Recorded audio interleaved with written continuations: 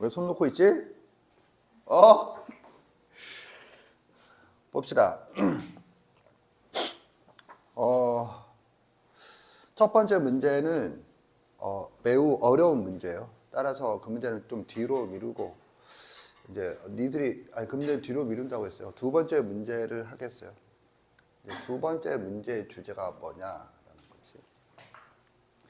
우리가 지금 하게 될 확률과 통계라는 과목은 어떻게 구성이 되느냐 하면 이렇게 세 개로 구성이 된다. 이 구성은 수학 상하를 제외한 나머지 과목들은 다 이렇게 대단원을 세 개로 구성하는 게 공통 부분이 되겠어요. 같은 구조다. 그래서 첫 번째는 경우의 수. 두 번째는 확률과 통계. 확률. 세 번째는 통계. 이제 내가 점점점 예습 숙제를 시키겠지만 이거는 뭔가 좀 낯이 있고 얘도 아직 낯이 있는데 얘는 이제 서서히 외계어가 등장하기 시작을 해요. 여기도 약간의 외계어는 등장하거든. 예를 들자면 곱셈 정리, 덧셈 정리는 뭔가 직관적으로 이해가는데 곱셈 정리 가면서 조건부 확률이라고 하는 게 등장을 하면 이제 서서히 빠마 이번에 성공한 것 같아. 줄리앙이 떠오르네. 알아? 인터넷 줄리앙이라고 쳐보면 석고상 딱 뜰 거야. 멋있게 나와. 자, 아무튼 그래서 이렇게 되거든. 그런데 하고 싶은 말은 뒤쪽으로 갈수록 쉬워져. 이론은 어려워지는데 실제 출제되는 문제는 쉽게 출제된다. 이유는 너무 어렵기 때문에. 그리고 통계라고 하는 학문이 통계학이라고 들어봤죠? 통계학과도 있으니까. 그런데 그 통계학이라는 학문이 학문으로서 성립한 게 시간이 너무 짧아. 20세기에 들어와서 나거든. 그러니까 어려운 학문이야. 어려운 학문이라서 조금만 응용을 시켜버리면 바로 외계어가 돼버려요. 함부로 건드리질 못해. 그래서 공부하던 내용들을 주로 출제하는 그런 단원이거든. 다만 여기서 엄청 어려운 문제를 출제하기도 해요. 그런데 어려운 문제가 출제되는 빈도를 본다라면 여기가 제일 어렵다. 그러니까는 이론으로서는 여기는 별 이론이 없어요. 뭐 지금 예습을 해서 알겠지만 공식 하나 제시하고 넘어가고 그러거든. 그런데 점점 체계를 잡혀가면서 뒤쪽으로 갈수록 이론의 엄밀도가 높아지면서 어려워지거든. 이론은. 그런데 우리는 뭐 그런 이론이고 나발이고 문제를 맞춘다는 입장에서 본다라면 여기서 어렵게 내고 여기서 쉽게 낸다. 뒤로 갈수록. 그리고 뒤에서 어려운 문제도 사실상 어려운 부분은 확률이나 통계가 아니라 확률을 구하려도 결국에는 경우의 수분의 경우의 수가 되잖아. 경우의 수가 어렵다. 여기가 어려워요. 그러면 또 여기서 보면 예습을 한 결과 여러 가지 순열이라고 해서 원순열, 중복순열, 같은 것이 있는 순열, 그리고 조합으로 넘어가면 중복조합, 이항정리 이런 것들이 있는데 용어는 낯설죠. 그런데 문제는 거기서도 어려운 건 그 공식들이 어려운 게 아니고 이런 게 어렵다라는 거지. 이런 게 뭔데? 이게 이제 두 가지죠. 두 가지 뭐 수형도와 경우 나누기. 뭐 이렇게 적으면 두 개가 서로 다른 것처럼 보이지만 수형도를 그려보면 뭐 찍찍 뭐 찍찍찍 뭐 찍찍 그리고 또 여기서 계속 점점점점 나가겠죠. 그랬을 때 경우 나누기라고 하는 거는 수형도는 끝에 사건까지 다 일일이 나열하는 거죠. 나열. 수형도라고 하는 거는 결국 나열하는 하나의 방법인데 가장 형식을 갖춘 방법이라서 수형도라고 부르는 것뿐이고 나열인데, 겨우 나누기는 이제 이렇게 간다 이거지. 뭐 대략 이렇게 경우를 나누고, 이 이제 주어진 문제를, 이게 문제라고 하면 문제의 조건이죠. 조건에 따라서 경우를 이렇게 두 개로 나눈다. 이게 이제 경우 나누기. 그리고 난 다음에 여기는 뭘로 처리하느냐면, 경우 나누고 각각의 경우에서는 또 일일이 해당 경우를 나누는 게 아니라, 뭐 여기서 공식, 여기서 해당 공식을 쓴다. 이런 패턴이거든. 그래서 경우 나누기라고 하는 것과 수용도는 별개의 개념이 아니라 뭐 겹쳐져 있는 개념이다. 이렇게 생각을 해볼 수 있겠어요. 이해 갔죠? 오케이? 그리고 이제 여기서 조금 전문 용어를 쓰면, 나열을 할 때 뭘 이용해서 해? 시뮬레이션. 그냥 생각나는 대로 쓰는 걸 나열이라 하지 않고, 머릿속으로 문제에서 주어진 조건을 실제로 조건을 따라서 실제로 해본다. 지금 내가 적는 개념들은 단순하지만 강력한 개념들이에요. 그래서 이걸 좀 알아두고, 지난 시간에 수형도 위주로 훈련을 시켰으니 이번 시간에는 경우 나누기를 좀 훈련을 해보자 라는 거야. 이런 것들이 되고 난 다음에나 아까 전에 언급했던 개별적인 개념인 원순열, 중복순열, 같은 것이 있는 순열, 중복조합, 이항정리, 이런 것들을 할 자격이 생긴다. 근데 지금 문제를 풀어보라 라고 했더니 좀 힘들죠. 그래서 한번 이번 주제는 경우 나누기를 잡고 해보도록 합시다.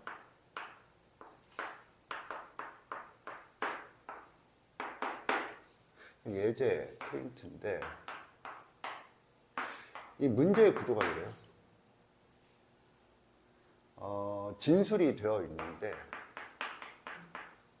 이 진술을 공식에 해당되는 내용이다. 그리고 조건이 있는데, 이 조건이 나오면 경우 나누기를 하라. 그냥 이렇게 생각을 해주면 되겠어요. 특히 이제 이 부분. 조건은 뭐야? 경우, 그러니까 확통이라는 과목에서 단 이래야 된다라고 하는 거는 너한테 10개의 조건이 주어지면 9.5개의 조건이 뭘 하라는 뜻이야? 하면 경우 나누기를 하라는 뜻이다 라고 받아들이면 되겠어요. 이 문제에서는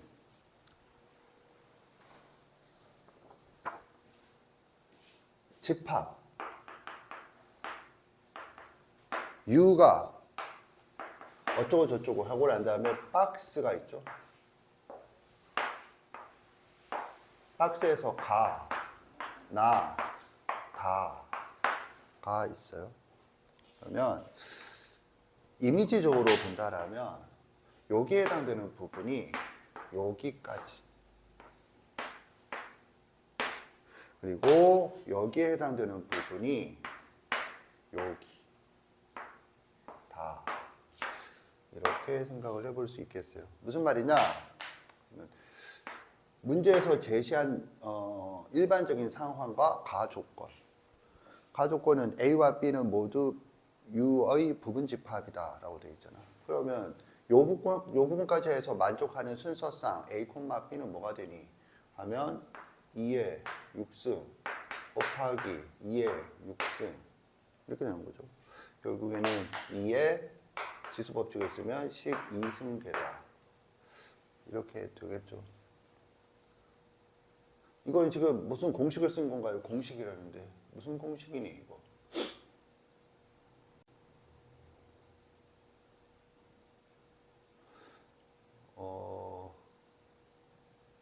이거는 2의 6승. 중복순열인가? 중복순열은 어떻게 되지? 6개 중에 중복을 허락하여 뽑는다. 같은 것을 포함해준다. 그래서 요거는 조금 뒤로 미루고 이 고배 법칙을 쓴 거죠. 고배 법칙. 공식을 쓴 건데 이제 이 부분이 핵심이거든. 이 부분을 어떻게 하나요? 나 조건은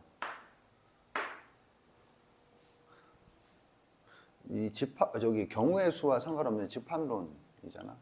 그래서 나 조건을 해보면 A가 B를 포함한다.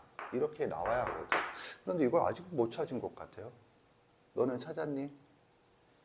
이거는 두 가지 방식, 벤 다이어그램 또는 연산을 통하여 찾아내야 되죠.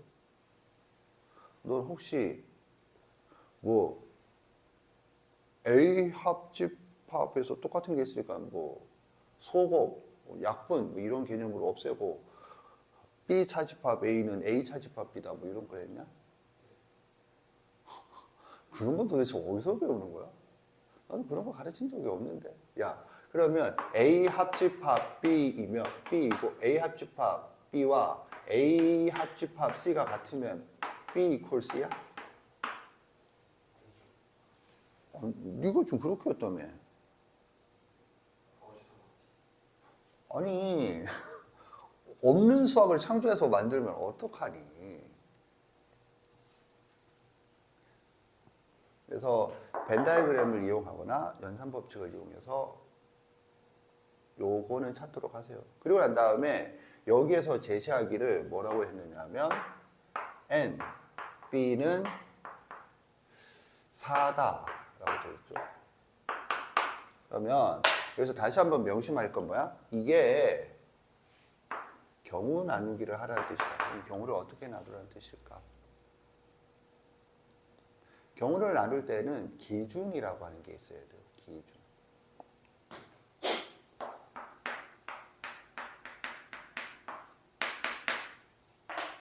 그래서 여기서 뭘 기준으로 하래? 얘를 기준으로 하세요 라는 뜻이죠. 이게 기준이에요. A와 B는 모두 U의 부분집합이니까 MB는 4잖아. 잠깐만, 그런데 이걸 기준으로 보긴 힘들다. B는 그냥 정해져 있으니까 B가 경우가 나눠지지 않죠. 얘를 통해서 이게 기준이에요. 그래서 A란 놈을 기준으로 하면 어떻게 나눠지니?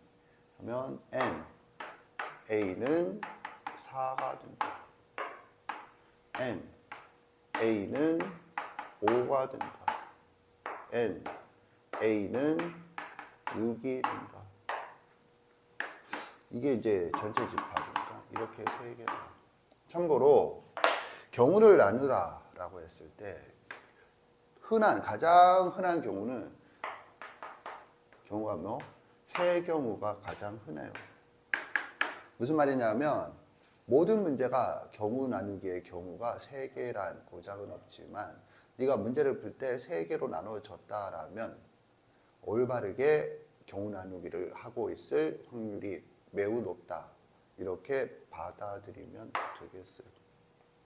이것은 마치 나열을 해서 규칙성을 찾을 때 나열하는 항은 몇 개? 3개다라는 것과 일맥상통한 상황이 되겠어요. 여기까지 이해 갔나? 그러면 NA와 NA가 4야. 경우 나누기를 하고 난 다음에 뭐 하라고 되어 있냐면 이제 공식을 사용해서 문제를 푼다라는 거지. 그러면 NA가 4이면 A 콜 B네. 그러면 6개 중에 4개를 선택하면 되겠네.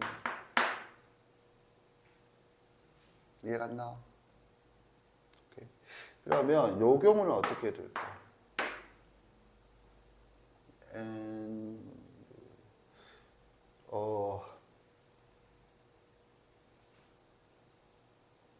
A부터 한다. 그럼 6개 중에 5개를 정하고 이거 그 5개 중에 4개를 정하면 B가 되는 거죠. 이해 갔나? 알겠죠?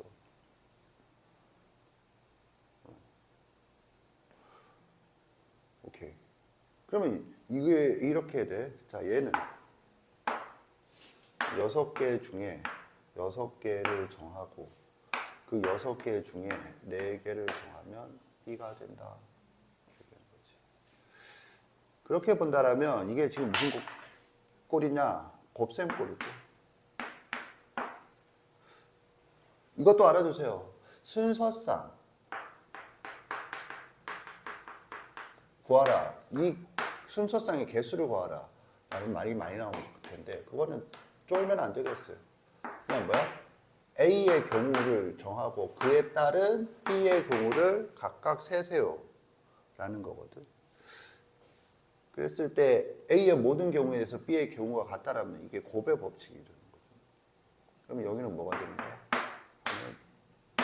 4C 4 이렇게 쓸 수 있겠죠. 오케이. 그럼 얘는 얼마니? 6C이니까 15인가? 얘는 얼마니? 6 곱하기 5니까 30인가? 얘는 얼마니? 6C 사니까 이거 똑같죠? 15인가? 오케이. 그래서 다 더하면 얼마야? 60이다. 이렇게 나오겠어요. 이해 갔다? 손 드세요. 내리세요. 단순한 문제죠. 그래서 경우 나누기를 위한 웜업 문제로는 별로 난이도가 높지 않은 적당한 문제가 아닌가. 근데 웜업을 하면서 선생님이 한 행위는 이제 개념을 좀 설명을 했어요. 경우 나누기라고 하는 것에 대해서. 여기 보세요. 여기까지 뭔가 단원의 흐름 그리고 구조, 문제 제시 구조 이런 것들을 설명을 했다라고 이해를 해주면 되겠어요. 너는 일단 나 조건의 해석이 진짜 미쳐버리겠네. 얼마 전에 봤던 성남고 문제라고 하면서 고1 이게 있었잖아. F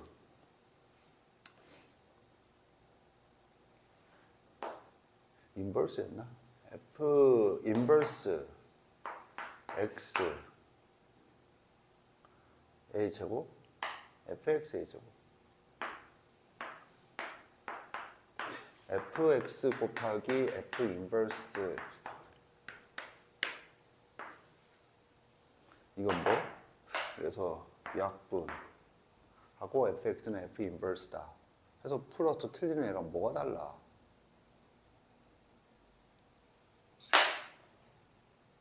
이 찐따빠가스리 그지 같은 새끼야. 어? 그래서 그러고 너는 이거 찾았는데 그럼 그 다음 단계로 해야 될 게 A를 기준으로 이렇게 세 가지 경우로 나눴니? 라는 거지. 나눴어? 오케이. 그러면 여기에서 요건 했니? 왜 못했는지 원인이 분석이 되었니? 이걸 이해한다가 핵심이 아니라 지금 수업을 듣는 목적은 내가 모르는 부분이 어딘가를 체크를 하고 그래서 그 원인 파악을 통해서 결과적으로 다음번에는 할 수 있는 방향이 뭔가 이걸 찾아내는 거죠. 그럼 이게 왜 못했을까를 생각을 좀 해보세요. 이해 갔나? 알겠죠? 오케이. 이렇게 된다. 일단 웜업을 했어요. 정리하세요.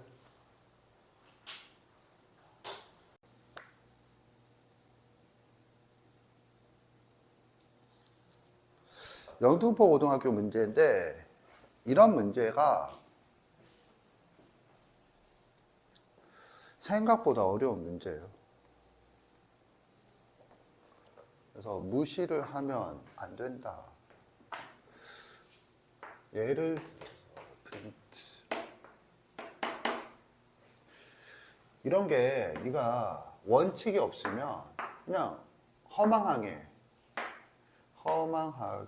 당하는 그런 문제가 되겠어요. 똑같은 간격으로 8개의 점이 원위에 있다. 뭐가 떠오르니? 뭐가 떠올라?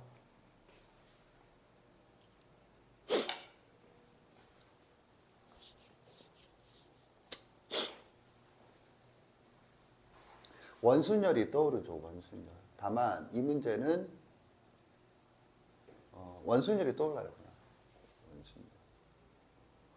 원순열에서는 이제 보면 이게 이제 기준을 잡는데 첫 번째 사람이 앉는 자리는 이 문제는 고1 문제예요. 원순열을 이용하는 문제가 아니고 원순열 부분은 원순열을 이론적으로 적용한다라기보다는 직관적으로 이해하고 넘어간다가 되는데 지금 네가 푼 거는 막 그렸잖아. 그거 뭐랑 똑같은 행위냐면 여기 봐. 이거랑 똑같은 행위야. 네가 막 여기에다가 문제에 만족하는 등변 사다리꼴을 그리고 있잖아. 그거는 뭐랑 똑같으냐 하면 이러고 있는 거랑 똑같아. 그러니까 답이 안 나오지. 얘는 어떻게 해야 돼? 나열을 해야지. 얘도 소용돌이를 그려서 하려면 할 수 있어요. 근데 시간이 조금 더 걸려요. 이 문제는 지금 뭐 하느냐 하면 첫 번째 사람이 앉는 경우는 어디든 똑같죠. 그래서 그냥 여기를 기준으로 잡는 거예요.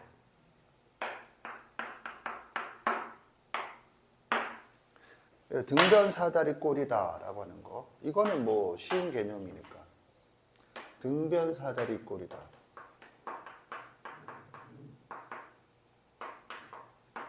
그러면 이제 원에서는 사다리 꼴인데 등변 사다리가 안 되는 건 없죠. 그러니까 얘는 별 의미가 없고, 왜냐하면 이거는 원이거든. 원에서는 그냥 무조건 등변 사다리지. 그래서 여기서 사다리 꼴이라고 하는 건 두 직선이 뭐 평행이다. 이거를 생각을 못하나? 평행한 두 직선을 그으세요. 이거잖아. 그래서 기준이 되는 놈을 그리면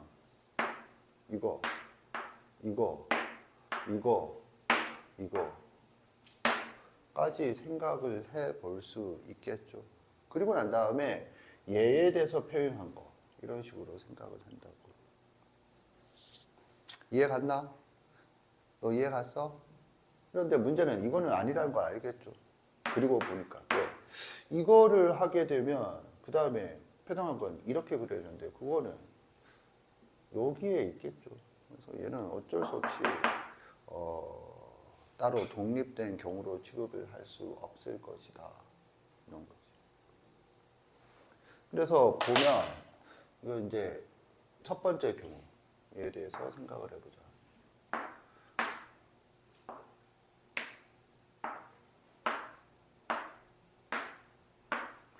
그래서 이제 이것에 대해서 생각을 해보자. 그럼 평행한 거, 이거. 세 종류가 있겠죠. 이해 갔나? 이건 몇 개니? 하면 8개. 8개가 이해 간다. 손 들어보세요. 내리세요. 이건 몇 개니? 8개. 오케이? 이건 몇 개니? 4개죠. 직접 세 보면 알 수 있겠어요. 여기서 8개라고 하는 거는 이게 원순열과 연관된 개념이라면 1개죠. 1개인데 회전에서 일치하는 것은 같은 것으로 본다. 그런 말이 없다. 라면 지금 이게 8개가 되는 거죠. 오케이? 자, 이번에는 요 놈에 대해서 본다.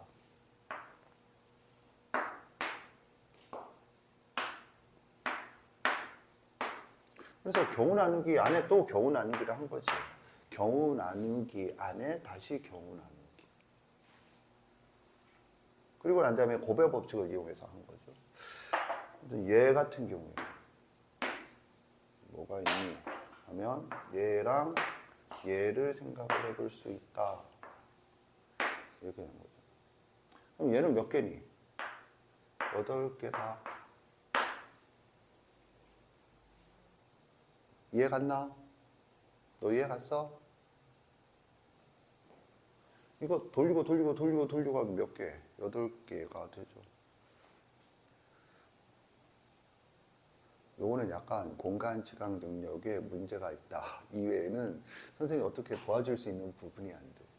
참고로 이렇게 생각해 보세요. 요게 나중에 좀 얘기할 내용인데 요거 하나에 이거 하나 대응되죠. 1대1 대응. 그래서 이게 8개죠. 그래서 8개다. 이렇게 생각을 하면 조금 더 이해하는 게 수월할 수 있겠어요. 이해 갔나? 이건 몇 개죠?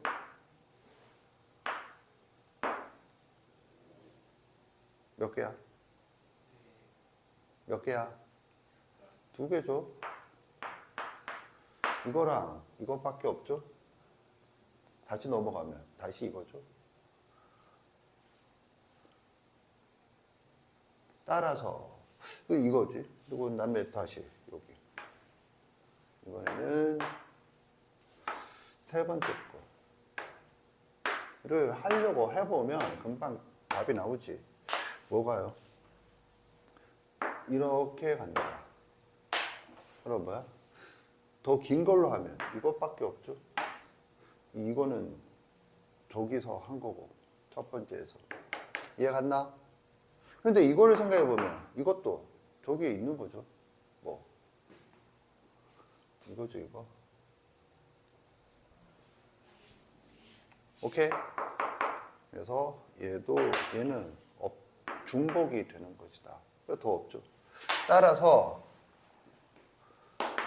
얼마야? 하면은 20 더하기 10 해서 30이 답이다. 이렇게 나오겠어요.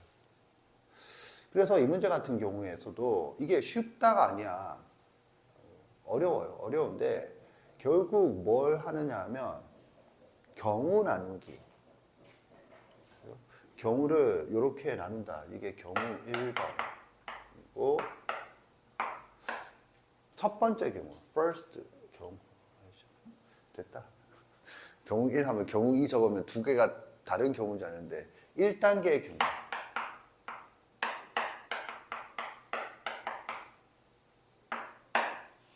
그리고 그 안에서 2단계의 경우. 1. 2단계의 경우.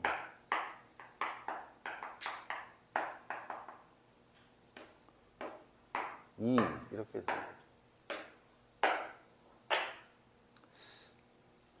지금 이해 갔죠? 그래서 이거를 수형도처럼 그려서 해보면 문제가 2개로 나눠주고 이 안에서 각각 3가지 경우가 나왔다. 이 안에서는 2가지 경우가 나왔다. 이거고 그 각각의 경우에 대해서는 곱의 법칙을 써서 답을 냈다. 8개, 8개, 4개, 8개, 2개. 이렇게 답이 나왔다. 라는 거지. 이해 갔나? 너무 쉬운 내용인데 개념은 너무 쉽죠. 개념은 너무 쉬운데 그게 이런 구체적인 문제에 적용되는 상황은 훈련되지 않으면 이렇게 체계적으로 적용이란 걸 하기 어려운 게 확통의 특징이 되겠어요. 알겠지? 정리하세요.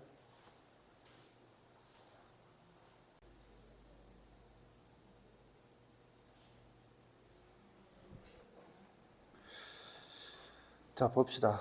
이 문제에 대해서도 우리가 좀 배울 게 있는데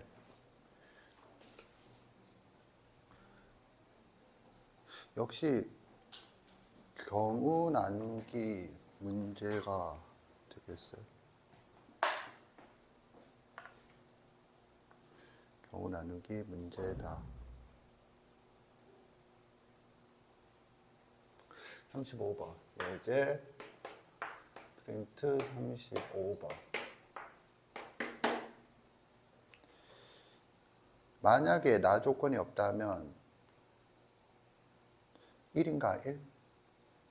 나 조건이 없이 가 조건만 만족시키는 경우의 수는 1이 아니라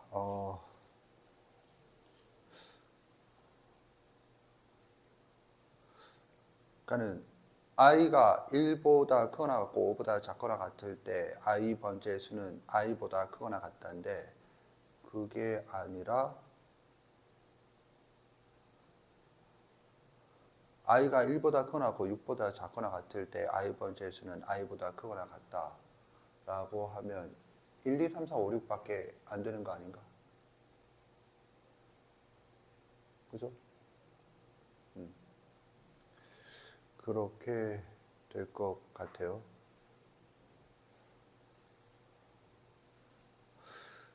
그러면 요거는 어떻게 되나?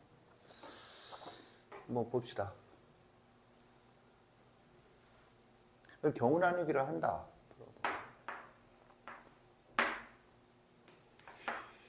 첫 번째, 두 번째, 세 번째, 네 번째, 다섯 번째, 여섯 번째 이렇게 있죠. 이렇게 있는데 이제 여기지 여기를 기준으로 이 기준이 뭐냐면 6이죠. 6보다 작거나 같다. 이걸 기준으로 경우 나누기를 해주면 1, 2, 3, 4, 5 이렇게 5 종류가 있다 이거죠.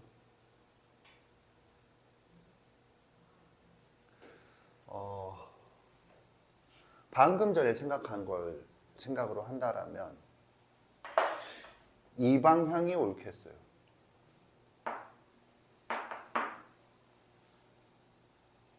그러니까는 네가 검토 방향이 이쪽으로 하는 게 맞죠? 1부터 가는 게 아니고. 이거 이해 간다? 손 들어보세요. 무슨 말이냐면 네가 만약에 아무 생각 없이 1을 했다라면 여기 경우가 꽤나 많을걸? 복잡하게. 여기에 1이 있다. 그러면 여기서 뭐야? 2, 3, 4, 5, 6이다. 그런데 여기가 5다. 그럼 여기가 5면은 여기는 어떻게 5가 여기가 5잖아? 여기가 5면 1은 무조건 여기죠. 2도 여기 무조건 여기죠. 3도 여기죠. 4도 여기죠. 4가 여기 3까지는 그러면 4는 모르겠네. 4도 여기 맞는데 그러면 5는 이거 하나밖에 없네. 근데 5가 여기니까 6이 이거 하나밖에 없네. 그래서 이거 한 가지 경우잖아. 이건 한 가지 경우가 1, 2, 3, 4, 6, 5 밖에 없죠. 이해 갔다 손 들어보세요. 내리세요. 딴 경우에 있으면 한번 불러볼래? 내가 놓쳤을 수도 있으니까. 여기가 5야. 지금 5를 넣은 거죠. 이건 6은 들어가면 안 되는 수고 여기 6번째라는 뜻이야. 그런데 그러니까는 네가 직접 해보면 여기가 존나 복잡하다고. 따라서 이쪽부터 하겠다 이렇게 생각할 수 있다라는 거고. 뭔 말인지 알겠니? 이게 존나 복잡하니까 그 다음부터 하겠다. 이거는 좀 그죠? 존나 복잡한데 이거부터 하겠다. 뭔 차이야 씨발. 1차이가 나는데요. 제발 내 곁에서 떨어져 좀. 이걸로 가야지. 두 번째로는 아까 내가 뭐라고 그랬냐면 나 조건 없이 i가 1보다 크거나 하고 6보다 작거나 같다 라고 해서 가조건만 있다라면 뭐야? 1, 2, 3, 4, 5, 6밖에 없다 라는 거지. 이제 그걸 생각을 할 수 있다면 이쪽부터 처음부터 이쪽부터 하겠다 라는 생각을 할 수 있다라는 거죠. 다시 한번 얘기하면 이걸 실제로 그러면 내가 가조건을 i는 1보다 크거나 같고 5보다 작거나 같다. 조건 5보다 작거나 같다라 6보다 작거나 같다로 변형해서 생각하는 걸 하지 않았다 라 하더라도 이걸 해보려고 했더니 꽤나 복잡하거든. 얘를 해보려고 해야지. 1부터 할 생각을 하지. 그럼 복잡하거든. 그러니까 뭐 이것부터 하겠다. 이 생각을 할 수 있다라는 거지. 그렇다고 해서 뭐 이것부터 한다고 해서 안 될 건 없어요. 넌 이것부터 했겠네. 수영도를 그릴 때. 아닌가? 자, 아무튼 수영도를 그려서 풀었어요. 잘한 거지. 그래서 이렇게 본다라면 4인 경우는 어떻게 되죠? 만약에 4라면 여기가 이름을 뭐 X라고 하자. 박스 X가 4라면 어떻게 되니? 하면 이거죠. 1, 2, 3, 4는 상관없고 이렇게 가고 여기가 4죠. 1, 2, 3, 4, 1, 2, 3, 4 여기가 4죠. 이거 이해 간다? 손 들어보세요. 내리세요. 그러면 여기는 5, 6, 6, 5 5, 6, 6, 5 다 되죠. 그래서 몇 개야? 2개다. 그럼 여기는 1개다. 만약에 X, 박스 X가 5, 4, 3이다. 그러면 1, 2, 3, 4, 5, 6이 이렇다. 그러면 저것대로 적는다. 라면 6, 5, 4 바꿔야죠. 5 병신아 바꾸라도 똑같은 건 뭐야. 5, 4 그다음에 6, 4, 5 이렇게 되나? 또 있나? 또 있죠. 내가 지금 나열을 하는데 빼먹었어요. 어디서 빼먹었지? 이거 빼먹었죠. 여기에 들어가야지. 순서대로 나열하지 않았어, 선생님. 그러니까 뭐냐면 이거 가는 것만 지금 생각을 해서 네, 여기 빠졌다는 거 알겠니? 이거 빠진 거 알겠다. 손 들어보세요. 뭐가 빠졌죠? 6 5, 4 되죠? 이거 그냥 나열해서 찾는 거지. 나열을 하지 않으면 안 된다. 이거 다 만족하죠. 이거는 3보다 크거나 같고 얘는 4보다 크거나 같고 얘는 3, 4, 5보다 크거나 같다. 다 만족하죠. 마지막 숫자는 이겁니다. 이해 갔다 손 들어보세요. 내리세요. 뭐가 안 되는 게 있나? 3보다 크거나 같고 4보다 크거나 같고 5보다 크거나 같다. 3보다 크거나 같고 4보다 크거나 같고 5보다 크거나 같다. 3, 4, 5, 3, 4, 5 다 되죠. 그리고 더 없다는 거 알겠죠.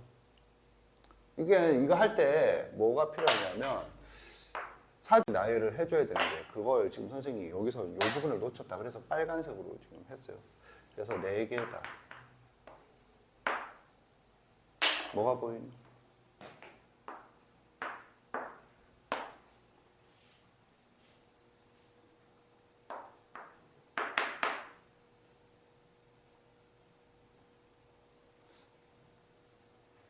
추측된다. 손 들어보세요.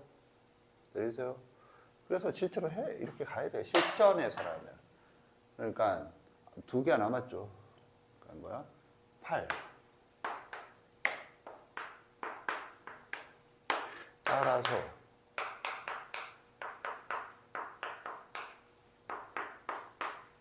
등비수열의 공식을 쓸 생각, 족같은 생각하지 말고 그냥 덧셈을 해서 얼마? 31이다. 답을 내야 되지 않을까 그런 생각이 들어요. 이해 갔다? 손 들어보세요. 내리세요. 그러면 이런 걸 우리가 생각을 해볼 수 있어야지.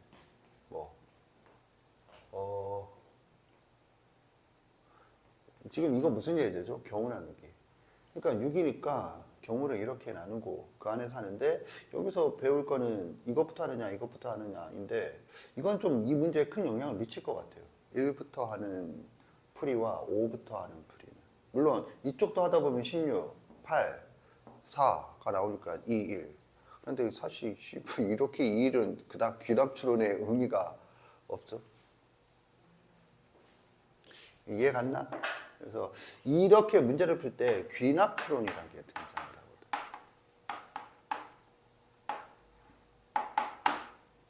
그러면 여기서 요거 하나 좀 참고로 얘기하면 귀납추론은 언제 성립하느냐? 이 문제를 1, 2, 3, 4, 5, 6이 아니라 1, 2, 3, 4, 5, 6, 7 가조건은 i는 1부터 6까지는 i보다 크거나 같고 i가 7일 때는 7번째 수가 6보다 작거나 같다. 그러면 답은 뭐겠니? 31 더하기 32가 되겠죠. 53이 된다. 이게 내가 지금 무슨 말을 하고 있을까? 하면은 이 문제가 사고하는 방식이 1, 2, 3, 4, 5든 1, 2, 3, 4, 5, 6이든 1, 2, 3, 4, 5, 6, 7이든 1, 2, 3, 4, 5든 1, 2, 3, 4든 1, 2, 3이든 똑같겠죠. 선생님 이해 갔다 손 들어봐. 내리세요. 이런 구조를 적용해서 문제를 접근한다면 이 풀이도 가능하겠죠. 이 풀이가 뭘까요? 6개의 자연수가 아니고 2개의 자연수. 1, 2에 대하여. 그럼 뭐밖에 없니? 같은 조건으로. 여기가 1이 다 바뀌었죠. 그리고 여기가 뭐? 1보다 크거나 같다. 2다 좀 따라서. 그러니까. 문제를 지금 바꾼 거예요. 이거 이해 갔다 손 들고. i가 문제를 2개의 자연수 1, 2를 일렬로 배열할 때 다음 조건을 만족시키는 경우의 수는 가조건 i가 1일 때는 i 번째 수는 i보다 크거나 같다. i가 2일 때는 i 두 번째 수는 2보다 1보다 작거나 같다. 그럼 이렇게 됩니다. 3개의 수라면 1, 2, 3. 그럼 이제 뭘로 바뀌죠? 여기가 그러니까 여기가 뭐 2 또는 1. 그러면 이것에 대해서 생각을 해보자. 2에 대해서 생각을 해보면 3이 가는 거니까 1, 3, 2 이거밖에 없네. 1이면 2, 3, 1 3, 2, 1 이렇게 되는 거죠. 지금 저기랑 똑같은 방향으로 생각을 했어요. 따라서 3개다.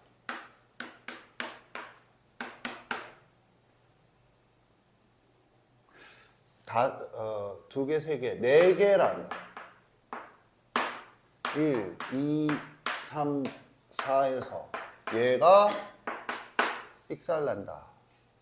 그러면 여기에 갈 수 있는 게 여기가 마찬가지라면 3, 2, 1이다. 3이라면 이쪽부터 해볼까? 3이라면 3, 4, 1, 2 그죠? 그리고 4, 2, 1 안 돼. 오케이. 그 다음에 이제 4니까 더 안 돼. 그러면 여기라면 2, 4, 1, 3 더 안 돼. 이 밑에 있죠. 1, 4, 3 더 안 되죠. 그러니까 지금 이게 결국에는 이 4가 갈 수 있는 게 2가 여기에 들어있는 숫자까지 갈 수 있구나. 이 생각을 하는 거죠. 1이라면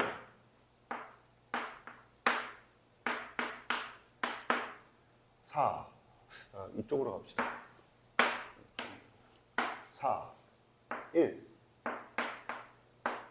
4, 3, 2, 3, 2, 4. 더 없다. 4, 2, 3. 더 없다. 4, 2, 3. 더 없다. 그래서 4개죠. 그러면 1 더하기 2 더하기 4는 얼마지? 여기 2 더하기 4를 7개다. 그러면 이제 귀납추론을 해보면 1개, 3개, 7개. 다음은 뭐죠?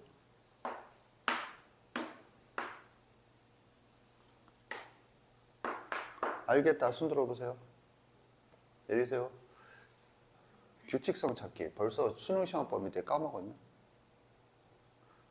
규칙성의 정의가 뭐죠? 등차 또는 등비인가. 그게 안 된다면 그 다음 뭐 하라고 그랬죠? 개차를 생각하라고 그랬죠. 그래서 2, 4. 그러니까 뭐야? 6. 6이면 13. 그런데 이거일 수도 있고 또는 이거일 수도 있겠네. 2, 4, 8, 15개.